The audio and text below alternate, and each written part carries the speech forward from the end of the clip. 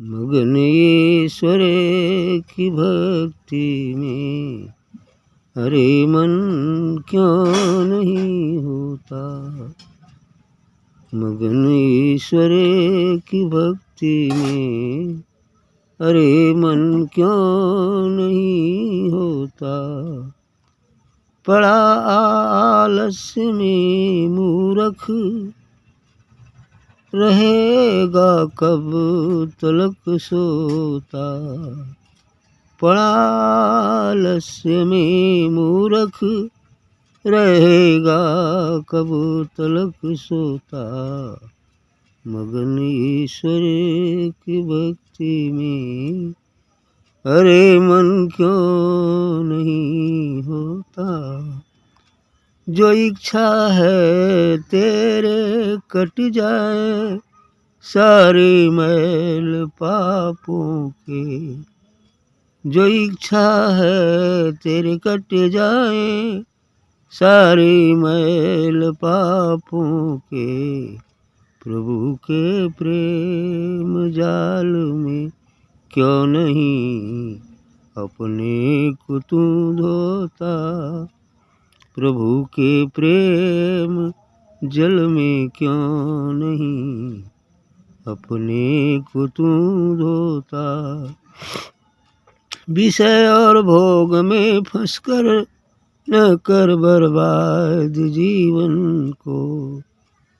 विषय और भोग में फंसकर न कर बर्बाद जीवन को। दमन कर चित्त की वृत्ति, दमन कर चित्त की वृत्ति। लगा ले योग में गोता। दमन कर चित्त की वृत्ति, लगा ले योग में गोता। नहीं संसार की वस्तु कोई भी सुख की हेतु है। नहीं संसार की वस्तु कोई भी सुख की हेतु है। वृथा इनके लिए फिर क्यों समय अनमोल तू खोता। वृथा इनके लिए फिर क्यों समय अनमोल तू खोता।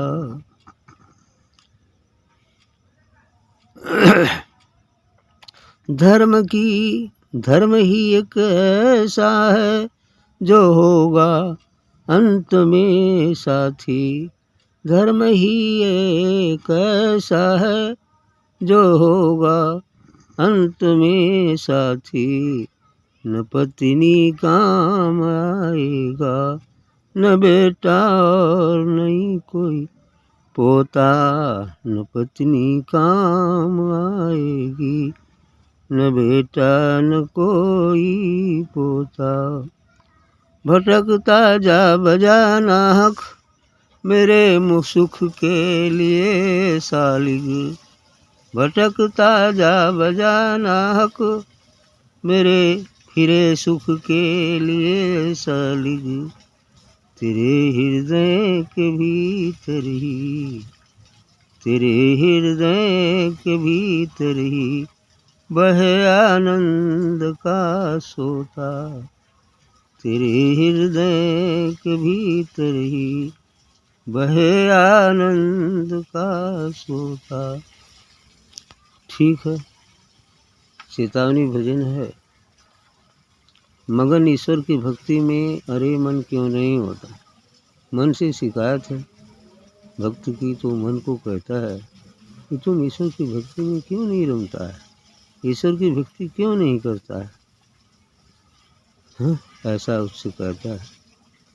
पड़ा है आलस्य में मूर्ख, रहेगा कब तलक सोता। आगे कहते हैं कि तुम आलस्य में, प्रमाद में, विषय वासनाओं में सोया हुआ है।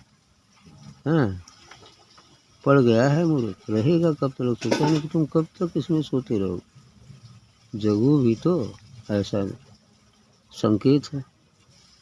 जो इच्छा है तेरी कट जाए, सारे मैल पापों के। यदि तुम्हारी पूर्ण इच्छा हो जाए तो तुम्हारे सभी पापों की मैल कट जाएंगे। जब तुम समर्पित हो जाओ तो मैल कट जाएंगे। प्रभु के प्रेम जल में क्यों नहीं अपने को तू देखा। आया करे मन, तुम प्रभु की प्रेम जल अर्थात सद्गुरु के दिव्य शरीर से निकलने वाले उस दिव्य प्रकाश रूपी दिव्य जल में स्नान करने से यह मन शांत हो। और चाहे कहीं भी स्नान कर ले, कहीं भी चला जाए, लेकिन शांत नहीं होने वाला। लेकिन यदि इस जल में निरंतर अभ्यास करता रहे तो धीरे धीरे करके ये शांत होगा। आगे कहते हैं कि विषय और भोग में फंसकर न कर बर्बाद जीवन को। ये विषय काम क्रोध लोभ मोह मद मत्सर तथा इनके भोग, जो विषय हैं इनका भोग, उनकी भोग में पड़ करके तुम अपने जीवन को बर्बाद क्यों करता है। न कर बर्बाद जीवन को, तुम अपने जीवन को बर्बाद मत करो। दमन कर चित्त की वृत्ति लगा ले योग में गोता। तो उपाय बता रहे हैं कि अपनी चित्त की वृत्तियों को रोक दो, क्योंकि योग की परिभाषा ही है योगस्य चित्त वृत्ति निरोध। चित्त की वृत्तियों का निरोध कर देना ही योग है। चित्त की वृत्तियां हैं काम क्रोध लोभ मोह मद मत्सर। इन वृत्तियों को निरोध कर दिया जाए फिर मन शांत हो जाएगा, मन पवित्र हो जाएगा।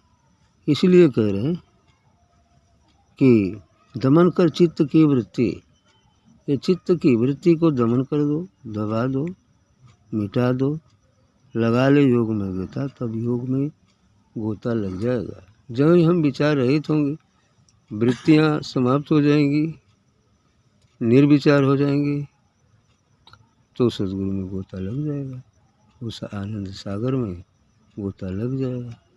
ऐसा ही होगा। नहीं संसार की कोई वस्तु, नहीं संसार की वस्तु कोई भी सुख के हेतु है। यह संसार की कोई भी वस्तु सुख का कारण नहीं है। ये शुरू में तो सुख जैसा लग सकता है, लेकिन बाद में तो दुख का ही कारण हो जाता है।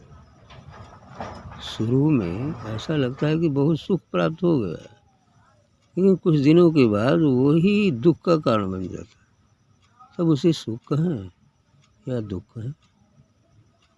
सुख दुख नहीं है। कहने का मतलब सुख हम जिसे समझते हैं वो भी दुख का ही रूपांतर मात्र है, क्योंकि कांटे दोनों हैं। चाहे गड़ा हुआ कांटा हो या हाथ में लिया हुआ कांटा हो, जंजीर दोनों हैं। चाहे वह जंजीर सोने की हो चाहे लोहे की हो, दोनों का काम बांधना ही है। ऐसे इसलिए संसार का जो सुख दुख है वो दोनों दुख ही है। सुख का एक मात्र अल्प एहसास भर है शुरू में, बाद में तो वही दुख का कारण बन जाएगा।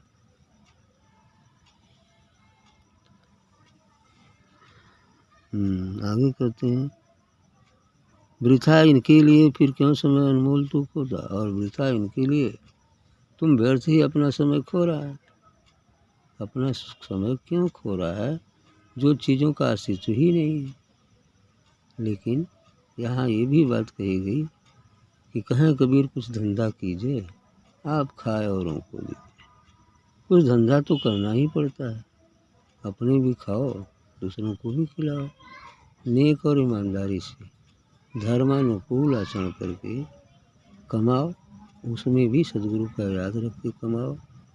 जो संसार के लोग करते हैं वही भक्त भी करें, कोई दिक्कत नहीं, करते हैं, लेकिन उनमें और उनमें दोनों में अंतर होता है।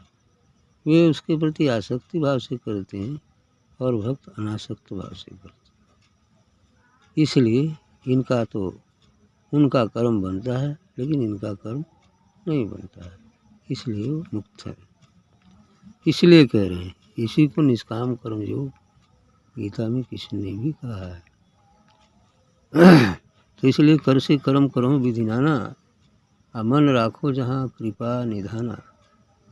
मन से सभी संसार के कर्तव्य कर्मों को धर्मानुकूल पूरा करना है और मन को सद्गुरु चरणों में लगाए रखना। यही इस गृहस्थ आश्रम का नियम है कि सरकार से कर्म करो, धर्मानुकूल सभी आचरण करो। परिवार कुटुंब सबका भी के प्रति तो भी एक उत्तरदायित्व है और उस उत्तरदायित्व को तो निभाना ही पड़ता है, निभाते ही हैं लोग। तो इसलिए उसको निभाते हुए धर्मानुकूल आचरण करते हुए सद्गुरु की भजन भी करो, तो दोनों हाथ में लड्डू रहेगा, सही रहेगा। इधर का भी बनेगा, उधर का भी बनेगा। धर्म ही एक ऐसा है जो होगा अंत में साथी, क्योंकि ये भी कहा गया है कि जीवात्मा को इस लोक से अन्य लोक में जाते समय धर्म ही उसका साथी है और कोई संसार की कोई वस्तु न कोई व्यक्ति उसका साथी है। केवल उसके द्वारा किए गए कर्म ही उसके साथी हैं। यदि वह अच्छा कर्म किया है तो अच्छे लोगों को प्राप्त होगा, बुरा कर्म किया है बुरे लोगों को प्राप्त होगा, और अति श्रेष्ठ कर्म किया है निष्कामता के साथ तो मुक्त भी हो जाएगा। ऐसा ही नियम है प्रकृति का। न पत्नी काम आएगी, न बेटा और न कोई पोता, भटकता जा बजा नाहक फिरे सुख के लिए साली। तुम मात्र अल्प सुख के लिए और घूमते फिरते हो। इस संसार में कोई वस्तु अस्थायी नहीं है। तेरे हृदय के भीतर ही वह आनंद का सोता। अंत में लास्ट में कह दिए, वह परमात्मा, वह आनंद का सोता, वह शांति का वृक्ष जिसे तुम तलाश कर रहे हो, वह सुख का सागर जिसे तुम ढूंढ रहे हो, वह तुम्हारे अंदर ही है। वो अंदर ही है। उसमें यदि मिल जाओ, वहाँ तक प्रवेश कर जाओ, फिर मिल जाएगा। फिर शांति ही शांति है। यस।